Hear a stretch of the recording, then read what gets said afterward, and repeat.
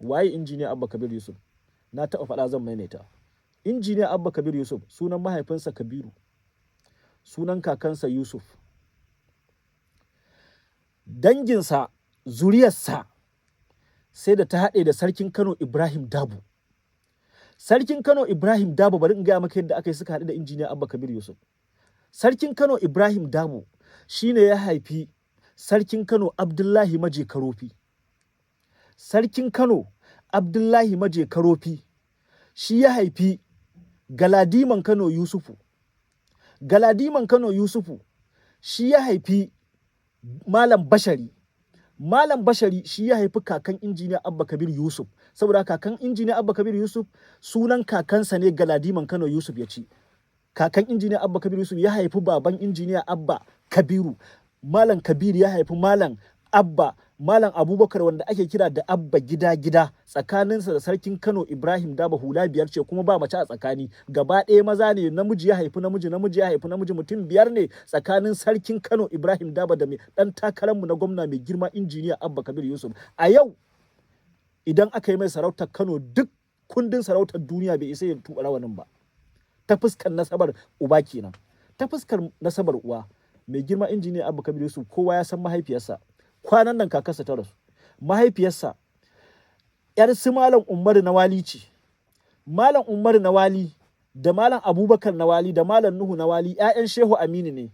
Shehu Aminu ɗan Malam Umaru Nawalin Zazzau ne, sarautar walin ta Zazzauce. Malam Umaru Nawalin Zazzau yana cikin manya-manya malaman Malam Salga. In aka ce kuma Malam Salga a Kano, duk wani shehi da ka sani a Kano ya yi karatu a wajen Malam Salga.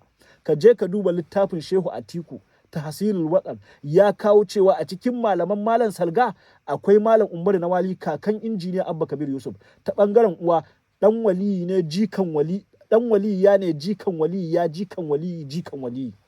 Ta fuskar uba kuma ɗan sarauta ne jikan sarauta, tattaɓa kunnen sarauta. A ina gawuna ya fi mai girma injiniya Abba Kabir Yusuf ta fuskar nasaba da ka aje injiniya Abba Kabir Yusuf ka tafi kake Nasiru Yusuf Gawuna ya kai injiniya Rabi Sulaiman Bichi. Na farko kenan. Na biyu, ana wani yarfe sai a ce wai ba shi da mu'amala. Ka san rashin mu'amalar mai girma injiniya Abba Kabir Yusuf?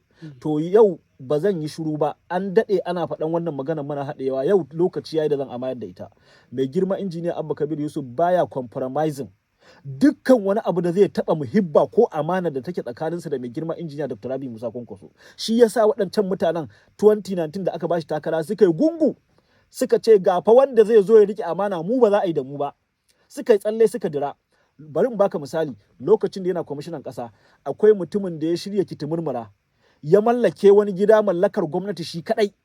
Kuma waɗanda suke a ma'aikatar ma wanda dole sai sun taya shi a wajen aikin da za a yi mallaki gidan, saboda tsabar kansa kawai ya sani shi a rayuwa, daga kansa sai 'ya'yansa, su kansu bai musu abin da ya kamata ba.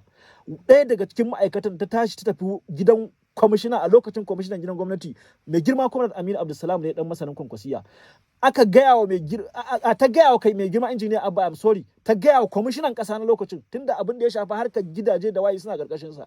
Mai girma injiniya Abba Kabir Yusuf ya je ya samu mai girma injiniya Rabi Musa Kwankwaso, ya ce ga abin da wane yake shirin yi kaza da kaza da kaza da kaza.